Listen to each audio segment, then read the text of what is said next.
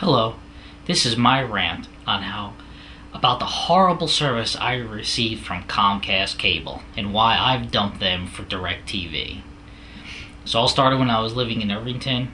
Shortly after getting their service, because I had to, I come home from church one Sunday. I've got no internet and no TV. Call them up, supposedly there's a problem. Takes them 4 days to send someone out to come look at my service. So after 4 days, someone finally comes out, and what it was is that earlier that day they had sent someone out to turn off someone else's service. And in doing so, they turned off mine and several other people in the building's service. Nice, huh? Later on, I had only started out with their analog service, but because channels are only going over to the digital service, I had to upgrade to their digital service. At the same time, I was also having a problem with my internet connection staying on. So they were sending out 2 texts that day, one for the cable, one for the internet.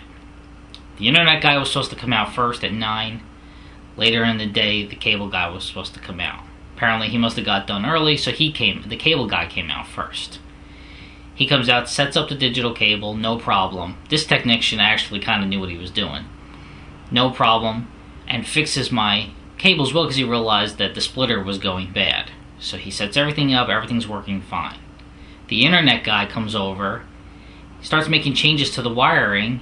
Now my internet doesn't work anymore. So when he got there, the internet worked. By the time he left, it no longer did. And he just left. I had to come home and change everything back to make it work again. Nice, huh? Now I moved to Bloomfield. Shortly after moving to Bloomfield, again we come home. No internet service, no TV.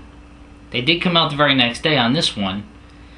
And again, they were turning off somebody else's service and also turned off mine. Great. Apparently these guys can't read which wire they're turning off. Nice. Turns the cable back on, and when he goes to check the internet, of course the computer was already on. So, does he do a reboot? No. Does he power off the modem, power back on? No. He just replaces it. And then leaves. So I got no internet service, and he tells my wife someone will call her within an hour to get it turned on. It's not the way it works. He's supposed to call it in to give them the MAC address so they can unlock the modem. So I had to come home and do that, and when I did, of course, there's another problem. And it had to go to a higher level of service. Well, again, after 4 days, I finally get my internet turned back on. Really, really great service, especially for the money that I pay. So, then they tried to charge me a $25 service fee on top of it.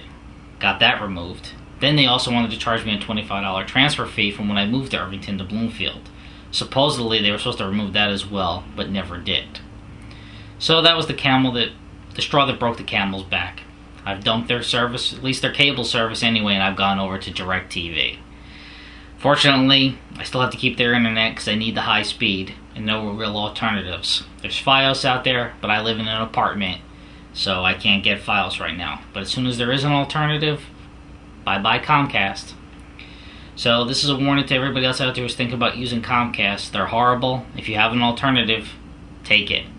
I'd also like to see some video responses on this. Other people's stories about how badly they've been treated by Comcast. Thanks, and God bless.